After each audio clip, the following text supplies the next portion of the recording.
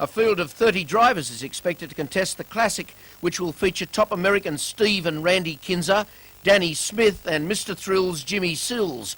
The top New Zealander Lyndon Kendall, as well as Australia's national champion Brett Lacey, former national champion Gary Rush and a host of out-of-town and local drivers. The series will be run over a number of heats and a 25-lap final for a total purse of $15,000. With that sort of money on the line, Speedway fans can expect hard, fast, no-nonsense driving to be the order of the day. George Tatnall is trying to go with Brett Lacey there in the Winfield car number 8 and doing a pretty good.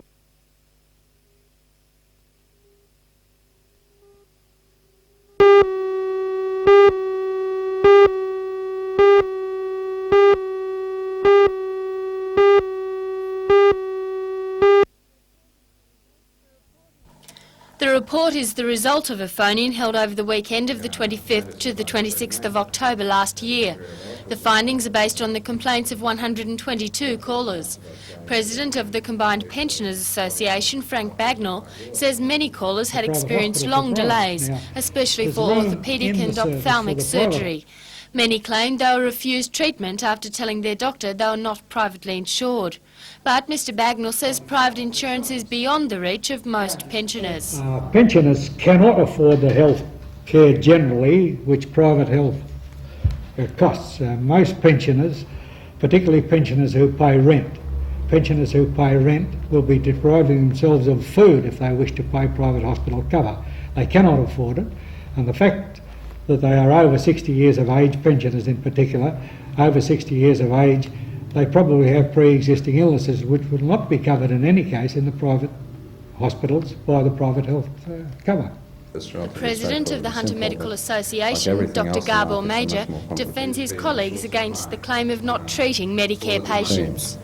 I don't think any doctor would refuse treatment in an urgent, dangerous situation where somebody's either life or limb or something else was at risk. And that would certainly be against any acceptable conduct, and indeed I think it would be against the law. The Pensioners Association says healthcare in the state is inadequately funded. They claim the Hunter, which has the third largest aged population in Australia, does not receive its fair share of the health budget. Since the phone-in in October, the state government has injected $27 million into the public health system. Only $1.8 million of this will be shared between 5 of the Hunter's regional hospitals. With 60% of all health treatment in the region being to people 65 years and over, they're the ones who most feel the effects of this inadequate funding.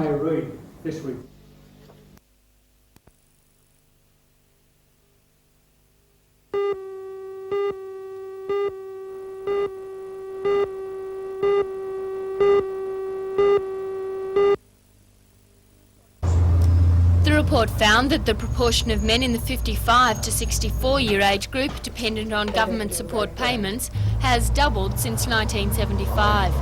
43% of men in the 60 to 64-year age group are now forced into early retirement. The report notes that while many in this age group own their own home, most will never work again before they're eligible for a pension. This effectively forces them to run down their assets. Jim Priest of the Combined Pensioners Association says these people are not eligible for the concessions available to pensioners, and some still have dependent children in their care. Our recommendation at all times to governments at the present time is that the pension should be 30% of the average weekly earnings. So if people are at risk at 55 when they leave the workforce and possibly no hope of getting another job, they need at least that amount of money to be able to live a lifestyle that is not below the poverty line.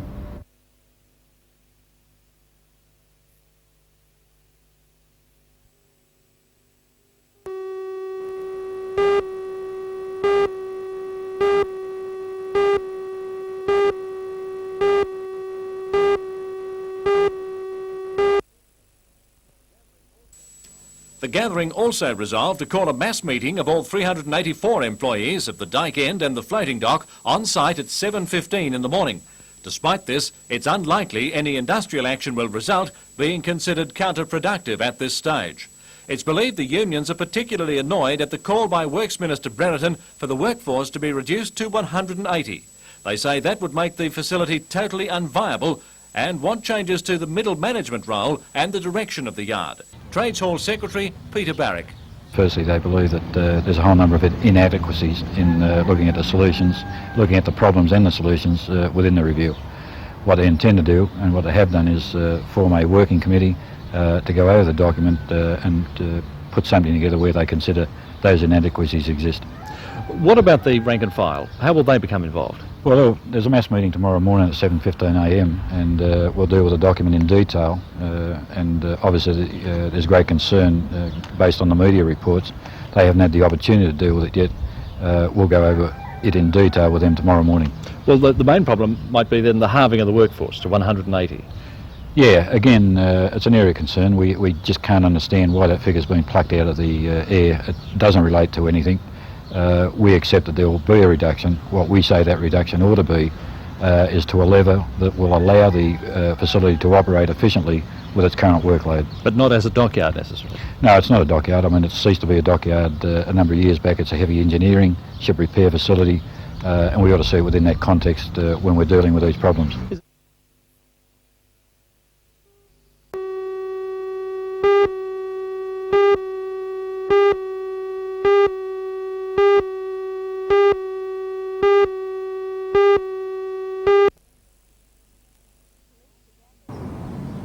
Police began their search for the man after his wife reported him missing about 2:30 this morning. He had failed to return home from his shift last night. His abandoned taxi was found in Robert Street, Tanambit. According to police, there were bloodstains in the vehicle. His body was found mid-morning in a grassy laneway about 8 kilometres away at Wallalong by 2 local horse riders. Both women rushed to a family home nearby and phoned the police. The husband of one of the women arrived home soon after. Oh, they're both shaken pretty well. Did they tell you what they saw? They just said they'd found a body down the road. Police found evidence of a single stab wound to the body. A kitchen knife manufactured in Taiwan with a 25-centimetre blade and carved wooden handle was found in the long grass nearby. Tests are currently being carried out on the weapon. Meanwhile, Patrick Will's colleagues at the Maitland Taxi Co-op are stunned by his murder. The co-op says the last contact with him had been made by radio. He was working on the rank in East Maitland where he got the call from. Had to go up to Burleigh Close in Tanambit, and when he got up there, the people at the house number where he went to said they didn't ring for a cab. He must have met someone in the street somewhere. Was he likely to be carrying much money? He'd be lucky to be carrying $100, I'd say. In their efforts to piece together the taxi drivers' movements late last night, police are now appealing to the public for help. Well, anyone that saw a taxi cab operating in the early hours of the morning would perhaps ring the detectives at Maitland to let them know.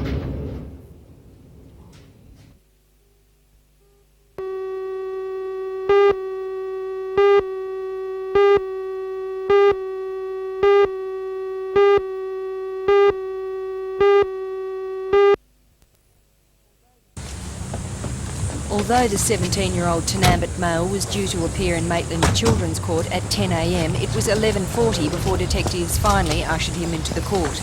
Today's hearing was held behind closed doors and went before the clerk of the court. According to police, the youth was apprehended at about 10 p.m. last night in the Tanambit area. Police had been carrying out a door-to-door search of this area, which is near where Mr Will's blood-splattered cab had been found. They had also been searching the area around Wallalong, where Mr Will's body had been found. According to police, it was this photograph of the murder weapon which jolted somebody's memory and led to the youth's arrest. The offender was arrested in his own home as a result of information received during the door knock. Did they have a very precise description of him? No, they didn't. A photograph of the knife was used during the door knock, and it jogged a person's memory who came forward with information.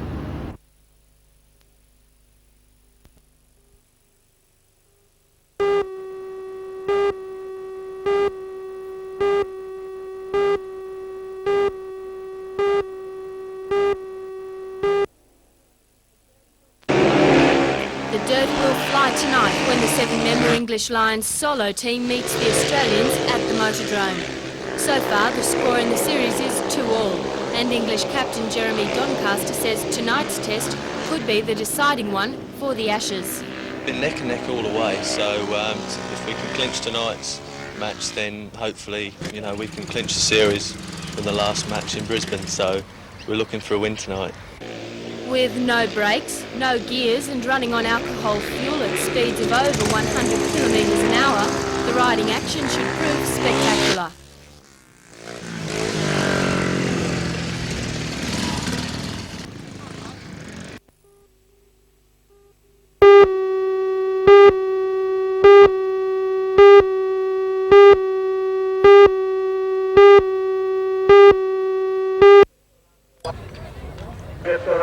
One of the more exciting races on the program was the top 10 4-lap derby. The top 5 riders from Hunter District and Parramatta clubs raced over 4 laps to win a place in the final.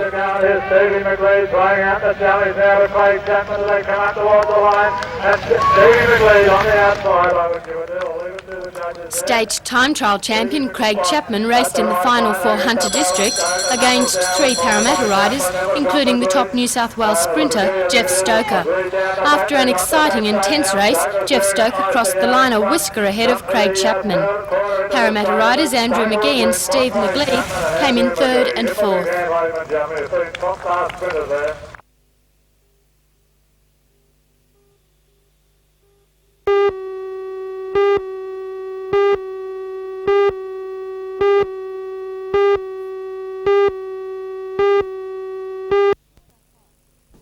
The 2.5 kilometre track, which is under the management of the National Parks and Wildlife Service, has been one of Richard Face's pet projects. The $20,000 worth of work done on the trail was paid for out of federal government coffers under the Participation and Equity Program. The track winds its way through rainforests and over waterfalls to Glenrock Lagoon, taking the more leisurely walker about an hour and a half to complete. The track is the first section of the Great North Newcastle to Sydney walking track to be officially opened. It's hoped that the rest of the walk will be completed next year for the bicentenary. Mr Face is confident that the problem of dumping rubbish in the bush will be reduced if more people see and appreciate its natural beauty. Do you think that more and more people will use this track all it can to try and encourage as many people as possible getting involved in the Australia Day celebrations? I'm bitterly disappointed as a person in what's happening in Newcastle. I was one of the originators of the Australia Day Council in Newcastle. I've spoken with the Lord Mayor illegal dumping this morning in Newcastle. We're going to win that, and I intend, if it continues the way it is, to go public on it. The fact is that just about everything in there that I can see is on the payment of large amounts of money for people to participate in very select activities. Now, I've said that today because criticism has come our way at Lake Macquarie in formulating a council, which we were trying to do was complement Newcastle, and I preface my remarks in that I'm involved in both. But I happen to be the chairman of Lake Macquarie, and we've orientated our activities, mainly on Monday, in Spears Point Park, for the family person, for the average person in the street to recognise their National Day. We expect somewhere between 15 and 20,000 people. I think that's better and more acceptable to the public as to what Australia Day is about than having a select group of people go to a dinner on Monday night to recognise Australia Day at a considerable cost.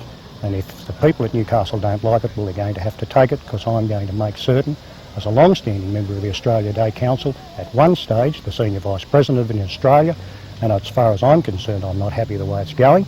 I've mentioned it to Lord Mayor, and from his remarks this morning, if things don't improve, there'll be some action taken. Yeah, that was good. Great.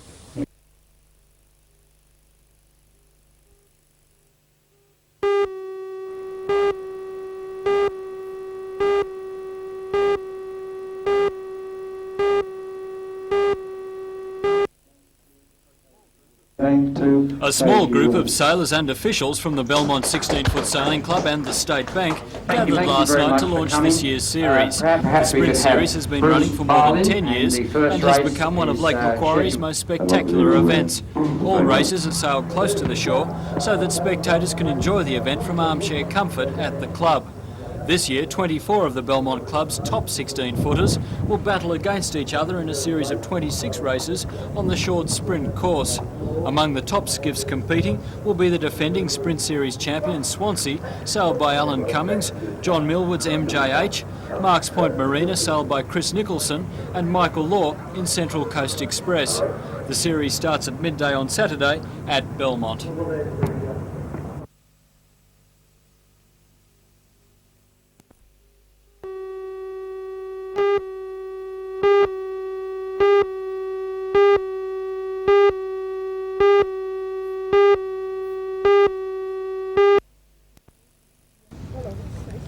When thousands of tertiary students return to their studies next month, they'll find a rise in fees and, if early predictions are correct, a fall in enrolments. For many old age pensioners, the extra $250 charge could be the final straw that forces them out of tertiary institutions. At the Newcastle University this year, new fees will result in a compulsory general service charge for new students, which includes a Students' Association fee, $34, a union fee, $80, sports union, $60, a sporting facilities development fee of $5 and an entrance charge, $20, totalling $199, an increase of $13 from last year.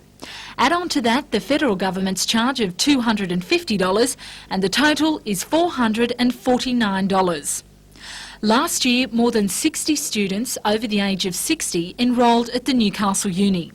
Vice-Chancellor Professor Keith Morgan says the new charge could have serious results for those aged pensioners who are now undertaking studies and can't afford to continue on. Well, they'll be forced to take the very unhappy decision as to whether to find this extra $250 or to drop out of subjects.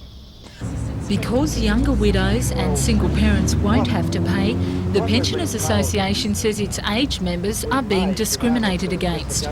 We've had action from several people in the town and quite right throughout New South Wales. The New South Wales combined pensioners have had a lot of complaints, and you know, we feel it's discrimination against age. The 72,000 strong APA is planning to heavily lobby both state and federal governments on the issue. What we would like to see, for the moment anyhow, that the government considers just freezing it for the moment, and those people that are already halfway through or almost through their courses be allowed to continue, and then let us fight it out after that. Are there of that happening? What?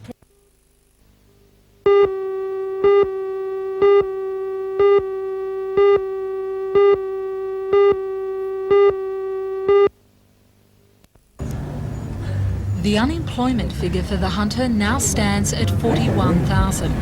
Lack of finance can easily discourage the setting up of a private business, but both the federal and state governments have introduced a new enterprise and incentive scheme. Last year, the program was pilot tested in Sydney, with 100 new businesses established. Next month, prospective business people will be able to qualify for NEIS in Newcastle, if they have been registered with the Commonwealth Employment Service for at least 3 months. Coordinating the scheme in the Hunter is Area Project Officer for the CES, Lau Jenkins. The program aims at creating new employment opportunities by providing income support, initial capital, advice and training to create and establish their own business. How will the applicants be chosen? Well, we're inviting inquiries from people who are interested in establishing their own business. We will then have an information day where we will give them the necessary information, and then a workshop will follow that.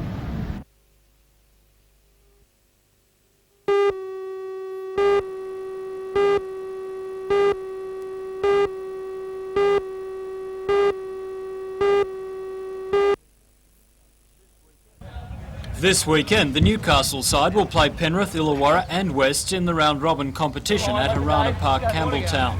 As the first representative games of the season, the Newcastle selectors and coaches will be looking at this tournament as a guide for the rest of the season and as a pointer to the exciting prospects for 1988. The selectors have opted for a side with a large complement of young players with a few experienced faces to lead the way. They've had 5 weeks training for this weekend, and coach Robert Finch is confident his side can do well. I firmly believe that they will be competitive. I don't like to make any rash statements that we're going to go down there and annihilate every side. I feel that we can be competitive with the Sydney sides. They've trained along the same lines as any Sydney club would have, and I feel that their fitness level at this stage is as high as required to be successful down there. Finch places a lot of importance on good showings this year and is looking mainly at players who want to play for Newcastle in the Sydney competition. There's a lot of young blokes in the squad. Is it an experimental squad? At this stage, everything's experimental. We're obviously setting our sights for the Country Week. We've got Parramatta and Canberra before that. We're looking for the best squad possible. The younger players in the squad have been put there for a reason, obviously looking towards 88.